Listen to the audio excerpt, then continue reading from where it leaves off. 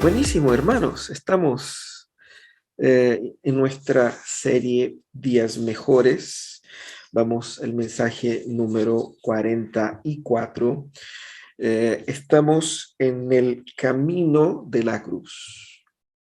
Hemos hablado ya desde el inicio del capítulo 14 sobre la muestra de devoción que María hizo derramando el perfume sobre Jesús, el momento de Jesús con sus discípulos en la última cena. Y hoy día estamos en ese momento después de la cena y antes del proceso donde él va a ser llevado a los líderes religiosos, torturado, muerto, crucificado, ¿no? Vamos entonces a conversar un poco sobre eso. Eh, Vamos a orar, vamos a pedir que Dios nos bendiga para que podamos aprender de su palabra. Señor amado, te agradecemos porque tu palabra es poderosa.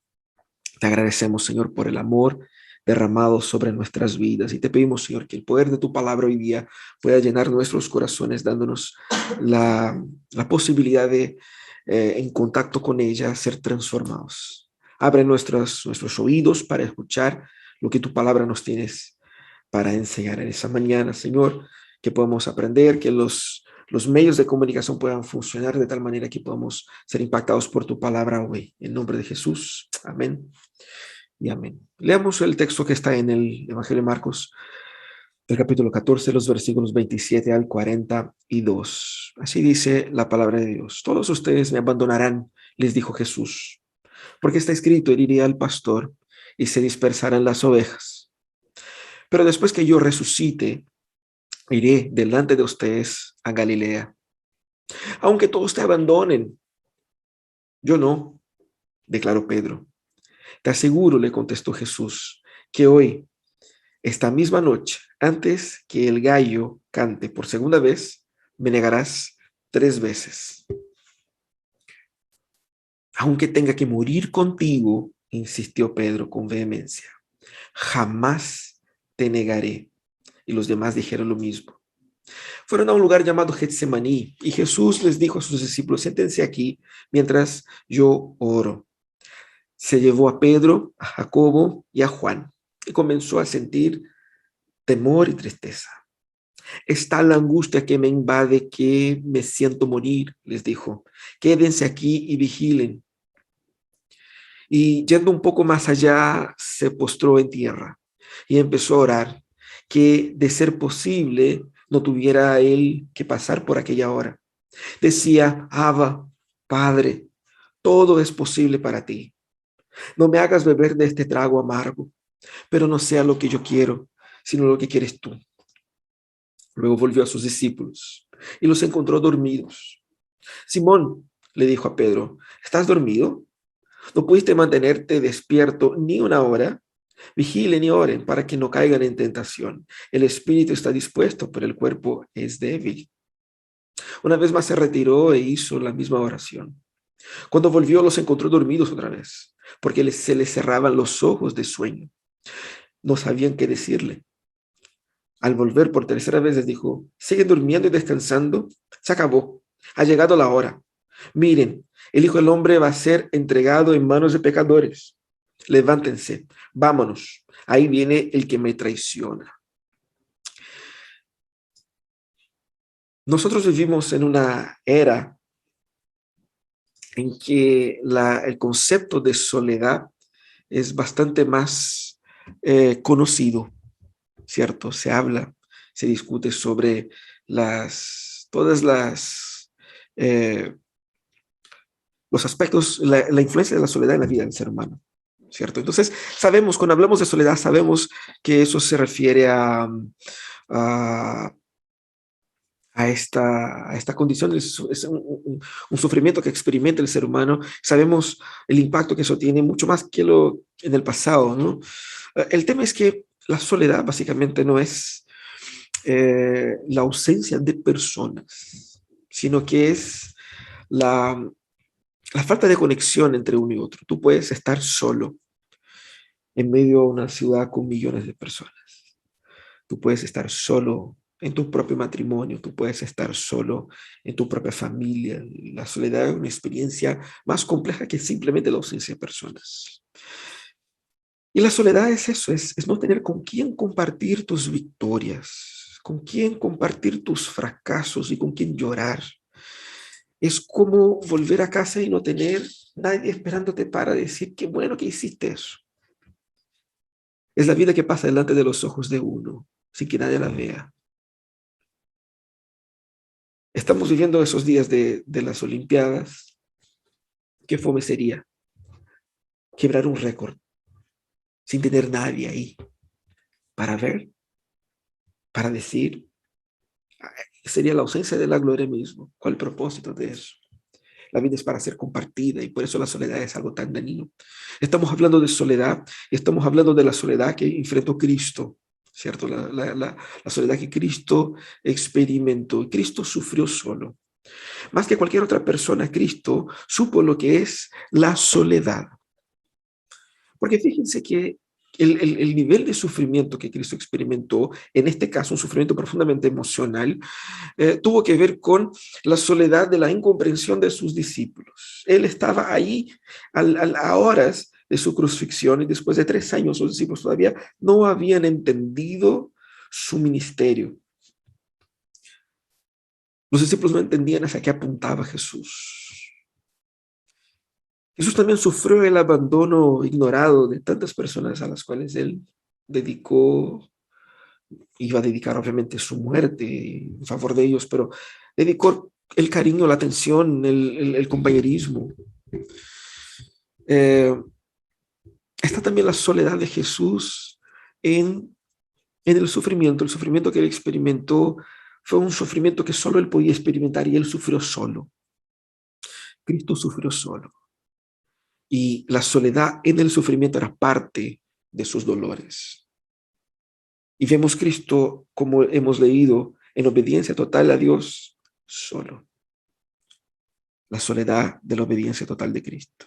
Pero a veces miramos este cuadro, pensamos en Jesús así y decimos, pucha, pobrecito Jesús, qué pena. Pero no podemos perder de vista otro aspecto de eso. Cristo tenía que sufrir solo. Él tenía que sufrir solo porque Cristo, más que cualquier otra persona en el mundo, sería capaz de soportar estos sufrimientos.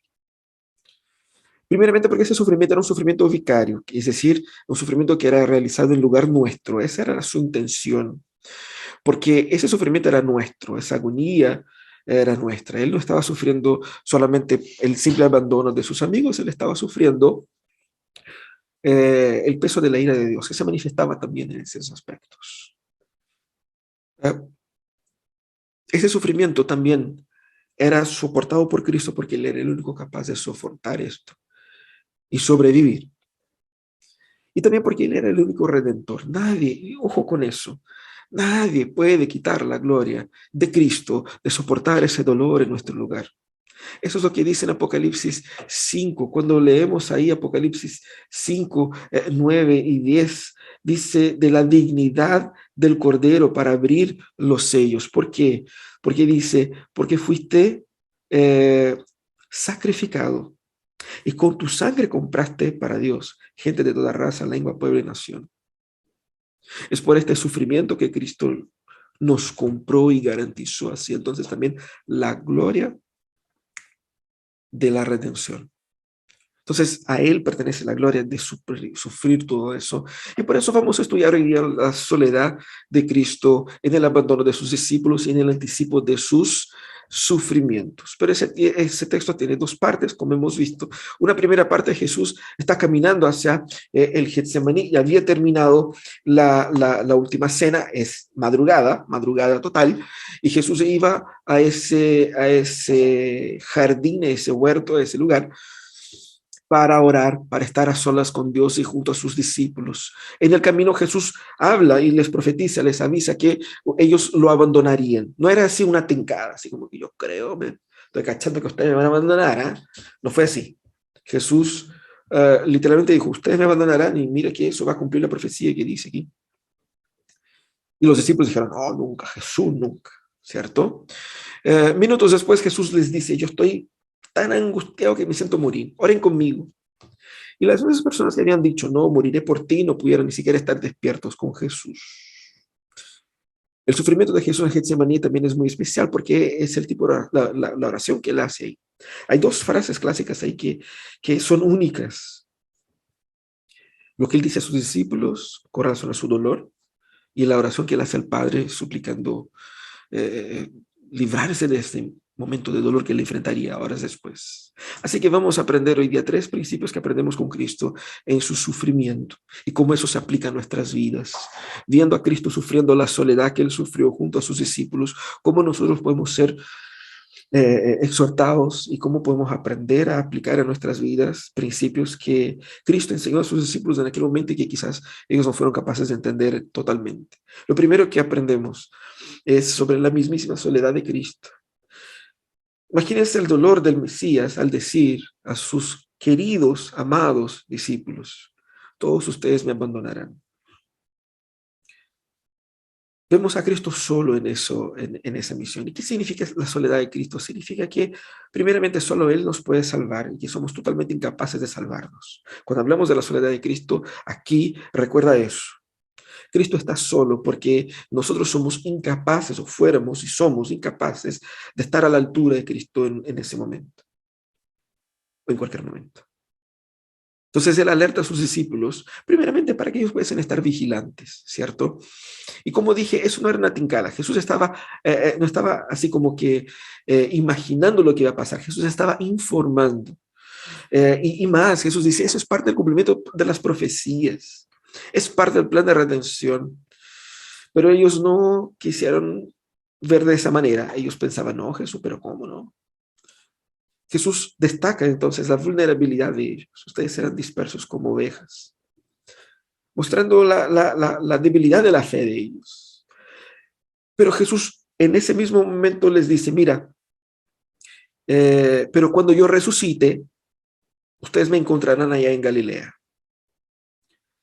Lo que es muy interesante, porque primero Jesús estaba afirmando que él iba a morir, que sus discípulos iban a abandonarlo, pero que él iba a resucitar y que él iba a perdonar y reencontrarse con sus discípulos. Pero ellos olvidaron de esta parte, ¿cierto? No sé ustedes cuando están en una discusión matrimonial y que están hablando y de repente están así como tan pegados con ciertas cosas que uno está diciendo algo y uno no escucha, así como que no entra. No, pero ¿cómo no? Sí, uno, pero escúchame. Jesús probablemente dijo, escúchame.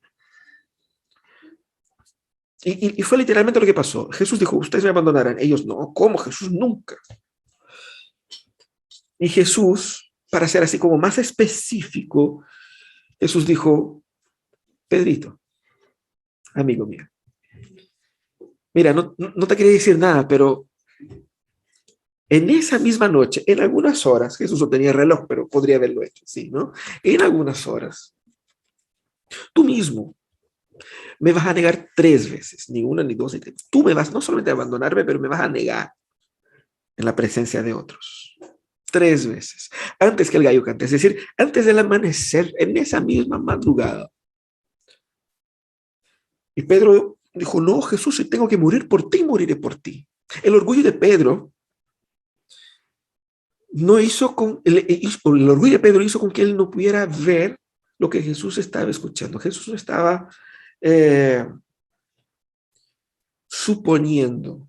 Jesús estaba exhortando adelantadamente. Jesús estaba cantando ahí el juego, decir, mira, eso es lo que va a pasar. Escúchenme. Ellos se rehusaron en escuchar a Jesús. Y ahí vemos cómo la soledad funciona. Funciona así. Cuando el otro no te escucha. Pedro y los discípulos estaban tan pegados en sus propias ideas sobre su fidelidad hacia Cristo que fueron incapaces de escuchar a Cristo. Y en ese momento Cristo se sintió aún más solo, porque habiéndoles dicho, ellos no lograron escucharlo. Ellos solamente escuchaban las voces de sus propias cabezas. Obviamente que ellos no querían ser esto, pero ellos caerían en eso. De haber escuchado realmente a Jesús, quizás podría pasar por otra experiencia. Pero el punto es, primero, era el cumplimiento de la profecía. Segundo, era una marca más de la soledad de Cristo, cuando uno habla pero no es escuchado. Y es interesante lo que pasa a Jesús, experimentando no solamente la soledad ahí, pero más adelante en el jardín, cuando Jesús sale a orar. Jesús está angustiado, con una tristeza profunda. En ningún otro momento del relato bíblico muestra a Jesús así, tan afectado emocionalmente. Y Jesús llama a sus discípulos a estar con él. Siempre era al revés, siempre eran los discípulos que estaban desesperados, tristes, angustiados, y Jesús los animaba. Ahora, por primera vez, era Cristo quien estaba triste, y Jesús llama a sus discípulos a estar con él. Jesús les pide que los acompañen en oración. Pero estos mismos hombres que dijeron a Jesús, moriré por ti, estaban ahí incapaces de mantenerse despiertos, minutos después de haber dicho, Señor, por ti moriré. Ellos no lograron ni siquiera mantenerse despierto. Pero piensa por un instante. Recibes una llamada a las 3 de la mañana. Alguien que dice para ti, estoy profundamente angustiado al punto de morir. ¿Cuál es tu reacción? De acompañar a la persona, de abrazarlo, de orar. ¿Qué quieres que haga por ti? No, ore conmigo, entonces oro contigo. ¿Sí o no? Varios de ustedes han pasado por cosas así. ¿Qué haría cualquier ser humano en esa situación? Y más, no era cualquier persona que llamaba, porque de repente hay gente que está con muchas luchas, pero tenemos al mismo Cristo, el mismo Mesías, ese mismo hombre. Acuérdense ustedes de Jesús en el barco con los discípulos, todos ellos desesperados, así como que haciéndose las propias pantalones, así como que, ay Jesús, vamos a morir, sálvanos. Y ese mismo Jesús, en el medio del caos, simplemente con las palabras de su boca, le habla al viento y el viento se detiene. Le habla a las olas del mar y ellas se acalman. Ese mismo Cristo, con ese nivel de poder, que sanó que hizo ver a los ciegos, que sanó a los leprosos, que hizo caminar a los paralíticos, que resucitó a los muertos, esto que multiplicó los panes, eso que controló el viento y el mar, ese mismo Cristo está en un momento donde dice, mi alma está angustiada de muerte. Es único, eso es una frase que es profunda. ¿Y qué hace uno en ese momento? Uno está ahí, uno debiera estar ahí. ¿Qué es lo que Jesús experimentó? En el momento en que él humanamente más necesitaba de sus amigos, esa ayuda les fue negada. Cuando vemos a los discípulos, tenemos que entender que ellos somos nosotros. Nosotros abandonamos a Cristo en su sufrimiento. ¿Por qué nosotros abandonamos a Cristo en su sufrimiento? Porque nosotros somos incapaces de salvarnos. Cuando alguien venga a decir y hablar contigo de la salvación por obras, muestra ese texto. Nosotros somos eso. Decimos que morimos por Jesús, pero no logramos ni siquiera orar durante la madrugada. En un momento de crisis, de angustia profunda de Jesús. Así que eso es lo que significa la soledad de Cristo, que nosotros lo abandonamos. Nosotros no podemos entonces confiar en nuestra justicia propia. También significa que Él nos entiende cuando nosotros estamos abandonados, cuando nosotros estamos y nos sentimos profundamente solos. Si usted está solo, si usted se siente profundamente, acuérdese de que tenemos nosotros un sumo sacerdote que entiende nuestro dolor, porque él, más que tú, fue también abandonado. Pero en ese abandono, él nos rescata y nos llama a una esperanza de estar acobijados y protegidos en él. Cristo fue abandonado en nuestro lugar para que nosotros fuéramos acogidos a su familia, a su pueblo, consolados por el mismísimo Espíritu Santo, para que no estuviéramos solos. Y él mismo dijo, no os dejaré huérfanos, sino que enviaré un consolador. No estás solo. Tú no estás solo, porque el Espíritu de Dios nos acompaña y a través también de su propia iglesia nos sentimos acobijados. Pero la segunda cosa que aprendemos en ese texto es sobre la humanidad de Cristo. Qué palabras profundas. Es tal la angustia que me invade que me siento morir. ¿Sabe quién dijo esas palabras? El creador del universo. El mismísimo ser que inventó el corazón humano, las emociones, que inventó toda la psique y el sufrimiento humano. Él, siendo 100% humano aquí, comparte con sus amigos su sufrimiento. Mira, oren conmigo, es la humanidad de Cristo. Esa humanidad es importante para que entendamos que cuando Cristo sufre, Él sufre plenamente también como un ser humano, porque mucha gente piensa, no, que es que era Dios, entonces como que no le dolía, ¿cachai? Así como uno le pegaba un balazo al Superman y como que, ¡pum! Ah, no me pasa nada. O sea, era 100% humano, no era un Superman, era un hombre 100% humano, pero también era 100% divino. Pero hay momentos donde vemos más las evidencias de esta humanidad y las evidencias de esta divinidad. Aquí vemos Cristo en su humanidad, en su fragilidad humana, compartiendo ese momento con sus discípulos. Esa agonía representa la dimensión de la muerte de Cristo y es algo obviamente inédito. Jesús llama entonces no solamente a los 12, en el caso ya eran 11, pero ahora a los 3. Deja la mayoría ahí y trae 3. Pedro, Jacobo y Juan. Los principales ahí, los más cercanos.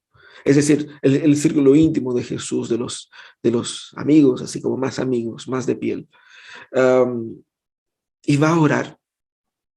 Y eso es importante entender, en ese momento de dolor de Jesús, él experimenta un dolor que va más allá de lo físico, porque la gente ve la película esa de la Pasión de Cristo y piensa que solo fueron los latigazos, que solo fueron las lanzas, la corona, la cruz, pero todo el sufrimiento que él experimentó emocional previo, la angustia, toda esa presión, todo eso le estaba también humanamente hablando destruyéndolo. Él cargó el dolor y más. Tenemos que entender que hay un peso espiritual ahí, el peso de la ira de Dios que ya estaba reposando sobre él. Y por lo tanto debemos nosotros imaginar la dimensión del dolor de Jesús ahí. Lo interesante es que él llama a sus discípulos, y sus discípulos como se ponen ahí, pero al fin y al cabo terminan durmiendo. Pero él insiste en oración y ora 3 veces. ¿Y qué es lo que insiste? ¿En qué pide? ¿Qué pide Jesús ahí? Pide que si fuera posible pasar ese momento. Vemos la total humanidad y honestidad de Jesús. Qué hermoso ver a Cristo siendo sumamente honesto. Porque uno se la cree, uno se cree el gigante, el valiente, el poderoso. No, si yo aperro, no, si yo soy choro, no, si yo puedo, no, si yo me lanzo, no, si... Y uno se niega, ojo, uno se niega a reconocer que sufre. Cristo, siendo valiente, no negó ni para sí mismo la realidad de su sufrimiento. Él fue honesto ante el Padre y dijo, Padre, esa cuestión está pesada. Si es posible, que yo pueda no tener que pasar por eso. Porque, porque me cuesta. En un momento donde nosotros nos fingimos creer o tratamos de creer que somos algo que no somos, Cristo fue sumamente honesto y eso es señal de su verdadera honestidad. Él sufrió en la angustia y él expresó esa angustia ante el Padre. En el momento de mayor angustia, ¿qué hace Cristo? No sale desesperado por ahí, ay, ay, ay, gritando. Jesús va y se encuentra con el Padre. Muchas veces en el menor síntoma de desesperación, busca todas las herramientas humanas, busca los remedios, busca los tratamientos, pero no busca la oración como la clave para soportar los momentos más difíciles. ¿Qué hace Cristo aquí? Cristo busca al Padre. Porque Él entiende cómo funciona la vida. La vida funciona así. Todo lo que Dios manda funciona. Él va y derrama su corazón, pero con mucha honestidad, no fingiendo ser más fuerte de lo que Él podía para demostrar, sino que muestra su fragilidad ante el Padre. Señor, si es posible, que yo no tenga que sufrir todo eso. Nosotros debemos entonces imitar a Jesús así, en enfrentar nuestra miseria, nuestra fragilidad y nuestra limitación y derramar nuestras angustias delante del Señor, derramar nuestras aflicciones delante de Él. Cristo experimentó la plenitud del sufrimiento en ese contexto. Pero fíjense qué hermoso, nosotros tenemos un Salvador que nos entiende, que siente nuestro dolor.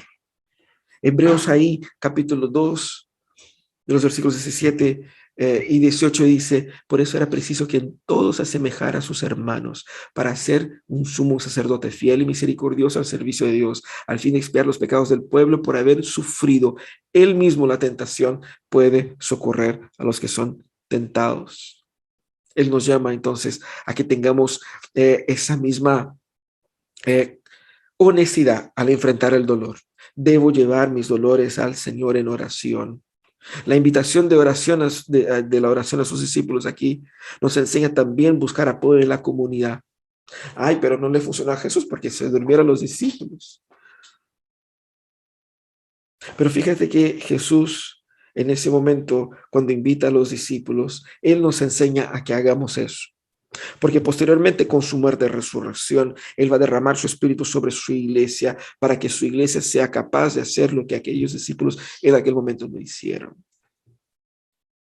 Por eso debemos también imitar a Cristo en eso. Debemos aprender que aunque nuestros amigos fallen en apoyarnos, Dios estará siempre ahí para acogernos. Ojo, para acogernos, no para consentirnos, porque hay gente que está sufriendo porque está en pecado, no quiere abandonar el pecado y quiere conjugar al pecado con Dios, y obviamente que eso no va a funcionar. Pero Dios no está ahí para consentirnos, sino que para acogernos, para cuidarnos, para protegernos. Lo hace a través de su comunidad, que a veces funciona, a veces falla. Pero Cristo igualmente nos llama a que aprendamos con Jesús aquí, a que en esos momentos en que la iglesia falla, tengamos nosotros también la misma postura de Jesús, de demostrar gracia, porque Jesús adelantó que sus discípulos lo iban a abandonar, pero Él ya adelantó que les iba a perdonar y les iba a encontrar con ellos futuramente. Y así podemos entonces encontrar fortaleza en Jesús. Que la humanidad de Cristo nos ayude a ser más humanos en el enfrentamiento de nuestros dolores. Pero también hay un tercer aspecto acá. Vemos al fin y al cabo la obediencia de Jesús. Jesús dijo, pero no sea lo que yo quiero, sino lo que quieres tú. Qué interesante, ¿no? Las palabras de Jesús en ese momento. ¿Por qué interesante? Porque en un momento de mayor dolor, alguien podría decir, ¿sabe qué? Chao con esto. No, sí. Y en un momento de mayor dolor, rebelarnos. ¿Cuántas personas nosotros conocemos que en un momento de profunda angustia, profundo dolor, dijo, ¿sabe qué? Chao, me voy. Abandonó la casa, abandonó el trabajo, abandonó la familia. No soportó la presión. Pero el dolor acá no generó rebelión en el corazón de Jesús. Muchos creen que porque están sufriendo tienen el derecho a hacer y deshacer. ¿Por qué? Porque en el fondo creen que tienen el derecho a ser feliz como uno estima que ser feliz debe ser. Nosotros debemos aprender a que no vivimos bajo la dictadura del sentimiento. No vivimos bajo la dictadura del sentimiento. Eso es lo que Cristo está mostrando aquí. Los sentimientos sirven al propósito del gobierno moral de Dios. Y no es Dios quien es servido, ni yo que debo servir y ser esclavo de lo que yo siento. ¿Qué es lo que hace Jesús aquí? Jesús somete sus sufrimientos, sus sentimientos a la obediencia de Dios, al plan redentor que Dios quiso realizar a través de él. La obediencia de Cristo no ignora sus sentimientos, sus impresiones. Esa obediencia de Jesús aquí nace de la sinceridad, del reconocimiento de que Él no quería, pero Él está haciendo en obediencia. Él no quería pasar por eso, porque a veces uno piensa, pucha, que Jesús es como que le gusta sufrir, masoquista, así como que le gusta. No, Jesús es como un ser humano. ¿A quién le gusta ser pegado, azotado, crucificado? Nadie hace eso por deporte. Tampoco Cristo. Él es honesto con eso. Y su obediencia fluye en medio de su honestidad. Y él es honesto con Dios. Dice, Señor, eso me duele. Hermanos, tenemos que entender que podemos y debemos decir a Dios, Dios, eso me duele. Yo no quiero soportar eso. Pero si tengo que soportar porque tú quieres que yo soporte, lo soportaré, pero yo no quiero. Nosotros debemos entender que tenemos un Padre que nos ama, que nos cuida. Y Dios no nos hace sufrir solamente para que, como un ser sádico que quiere ver ahí cómo se comporta. No. Y Cristo muestra eso. Cuando Él dice, pero no sea lo que yo quiero. Él somete su voluntad, reconociendo que no se trata de Él. Por eso Él puede decir a cada uno de nosotros que para seguirlo, yo tengo que negarme a mí mismo, porque aquí es Cristo negándose a sí mismo, negándose a sus propios deseos. Hay mucha gente que quiere seguir a Jesús, pero no quiere negarse ni un solo de sus deseos. No quiere someterse al señorío, al gobierno, al amor, al control, a la obediencia de Cristo. Quiere ser su propio Señor y Rey, pero quiere también la salvación que da Jesús a él y no funciona. Debemos entender eso, que el mundo no es controlado por mis deseos, por mis sentimientos. Yo debo someter mis sentimientos y mis deseos y mis planes al señorío de Cristo, porque Él sigue siendo Señor. Aunque yo no lo crea, aunque yo no quiera, Él sigue siendo Señor y su voluntad se cumplirá sí o sí. La obediencia entonces es lo que Cristo nos enseña a través de la oración. Cristo ora para ser obediente. En la oración Él experimenta la realidad de sus sentimientos, pero también Él busca a través de la oración fortaleza para ser obediente. Debemos aprender con Cristo para orar más, para obedecer más, orar más, para estar más dentro de la voluntad de Dios, porque dentro de la voluntad de Dios es cuando yo soy feliz. Dentro de la voluntad de Dios es cuando yo encuentro realización, aunque sea en una condición en la cual tenga que sufrir, porque la meta final es diferente, la meta final es superior. Cristo ora en agonía para que yo aprenda a someter a Dios mis angustias más profundas, pero Él ora en agonía para que yo aprenda a también, juntamente con Él, a obedecer y a depender.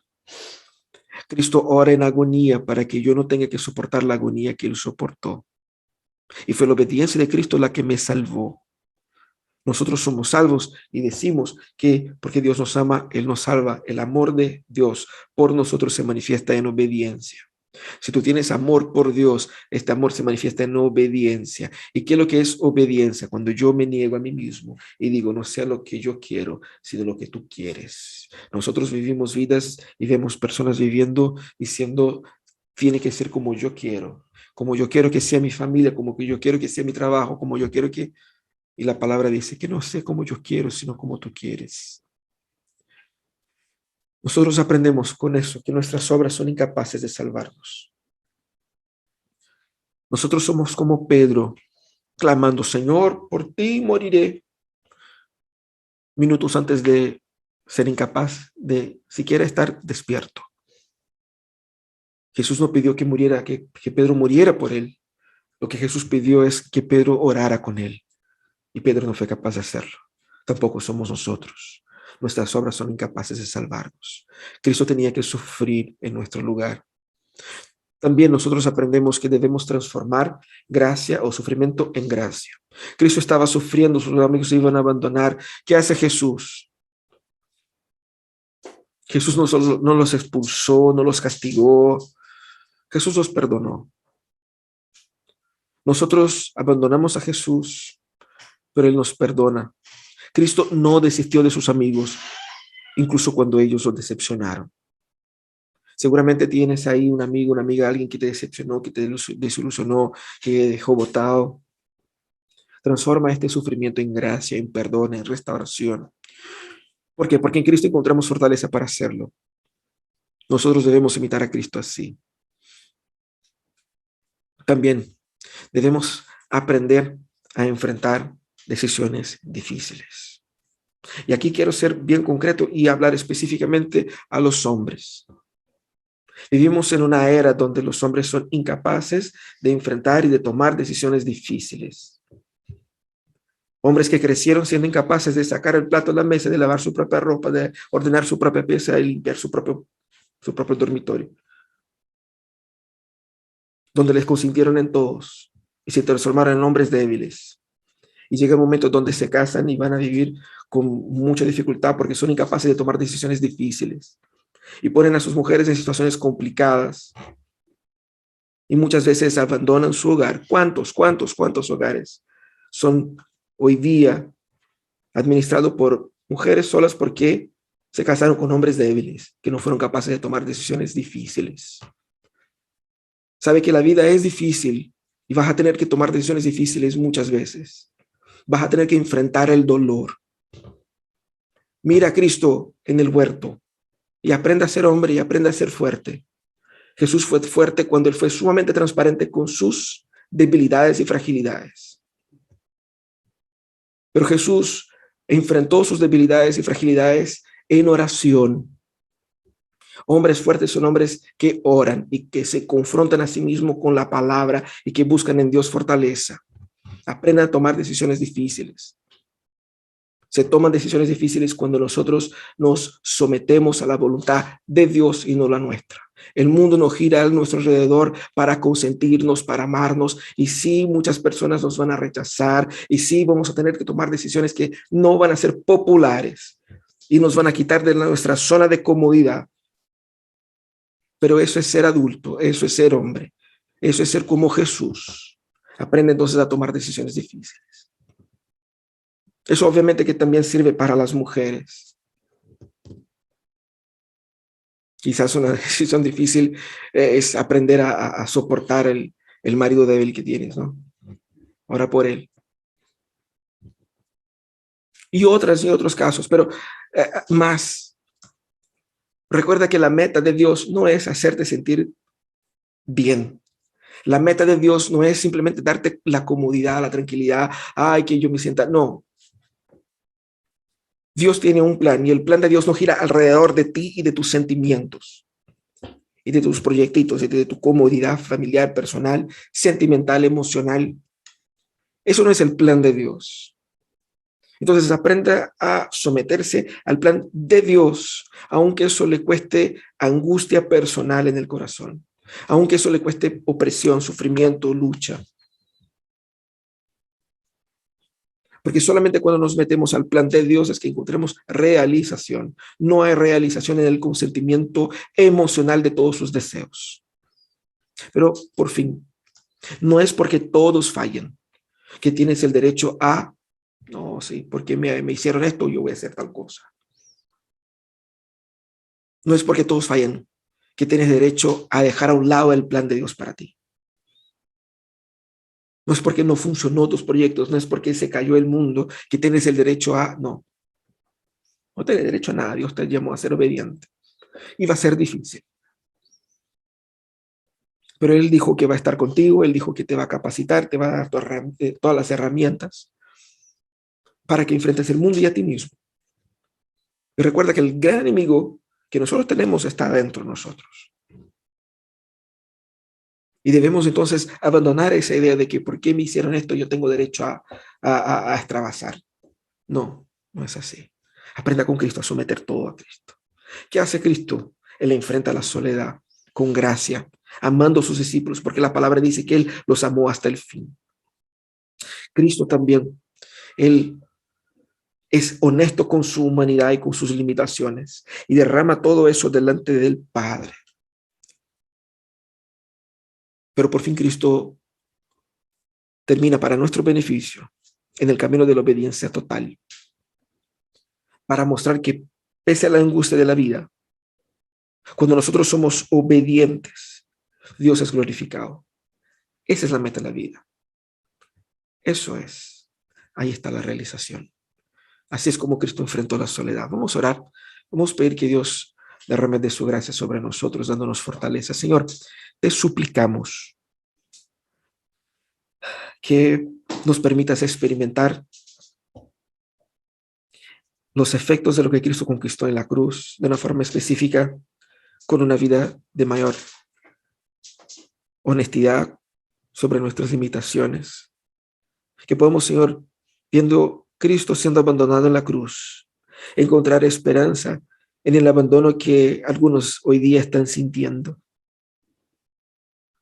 Que podamos nosotros también, Señor, ser honestos con nuestra limitación, nuestra fragilidad, y que podamos decir primeramente a ti lo tanto que nos duele.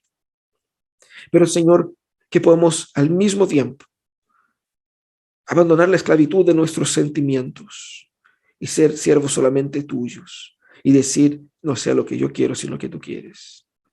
Ayúdanos, Señor, a ser capaces de tomar decisiones difíciles, a ser capaces de enfrentar la angustia, el sufrimiento, la opresión, el abandono, con gracia, con valor, no negando todo el sufrimiento, sino que llevando todo el sufrimiento a la cruz de Cristo y esperando en Cristo fortaleza para enfrentar la vida dura que nos toca vivir.